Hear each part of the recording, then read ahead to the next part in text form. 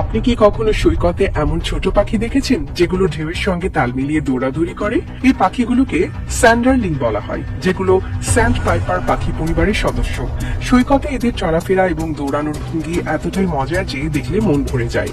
তবে শুধু দেখতে মজার হলেও এর পেছনে আছে বেশ চমৎকার বৈজ্ঞানিক ব্যাখ্যা। স্যান্ডারলিং পাখির এই আচরণ শুধু আনন্দ নয়, বরং তাদের বেঁচে থাকার একটি কৌশল। স্যান্ডারলিং পাখিরা খুব দ্রুত দৌড়াতে পারে এবং তাদের প্রিয় জায়গা হলো সমুদ্রের তীর বা সৈকত। আপনি যদি লক্ষ্য করেন, তারা তরঙ্গ বা ঢেউ আসার সঙ্গে সঙ্গে পেছনে সরে যায় এবং ঢেউ ফিরে গেলে আবার দৌড়ে যায় আর্দ্র বালিতে। কিন্তু কেন তারা এমন করে? এর পেছনের কারণ হলো তাদের খাবার খাবার পদ্ধতি। এই পাখিগুলো সমুদ্র তীরের আর্দ্র বালিতে থাকা ছোট ছোট সামুদ্রিক কীটপতঙ্গ, চিংড়ি, ক্রাস্টেসিয়ান এবং অন্যান্য জীব খায়। তবে তারা সরাসরি জলের মধ্যে খাবার খুঁজতে পারে না। তরঙ্গ যখন বালিতে আঘাত করে এবং ফিরে যায়, তখন বালির নিচে থাকা এই ছোট জীবগুলো ঢেউয়ের পানির সঙ্গে বেরিয়ে আসে বা বালিতে কিছুটা উপরে উঠে আসে। এই সুযোগে স্যান্ডারলিং পাখিগুলো বালিতে তাদের সরু এবং লম্বা ঠোঁট ঢুকিয়ে খাবার সংগ্রহ করে। তবে স্যান্ডারলিং পাখিরা সবসময় শুধু খাবারের জন্য দৌড়ায় না।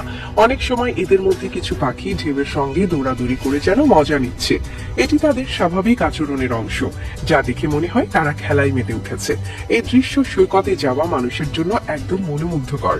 স্যান্ডারলিং পাখিগুলো দেখতে ছোট এবং বেশ সুন্দর। তাদের দেহ সাধারণত ধূসর বা সাদা রঙের হয়। তারা ঠান্ডা অঞ্চলের পাখি, কিন্তু শীতকালে মাইগ্রেশন করে উষ্ণ অঞ্চলের সৈকতে চলে আসে। তাই শীতকালে অনেক দেশে এই পাখিগুলো সৈকতে ঘুরে বেড়াতে দেখা যায়। তাদের দেহের গঠন এমন ভাবে তৈরি যে তারা খুব দ্রুত দৌড়াতে পারে এবং বালির ভেতর তাদের ঠোঁট ঢুকিয়ে খাবার খুঁজে বের করতে পারে। স্যান্ডারলিং পাখিদের এই আচরণ সৈকতের বাস্তুতন্ত্রের বা ইকোসিস্টেমের জন্য খুবই গুরুত্বপূর্ণ। তারা বালির নিচের পোকামাকড় খেয়ে পরিবেশের ভারসাম্য রক্ষা করে এবং সৈকতের জীব বৈচিত্র্য সমৃদ্ধ করে তোলে।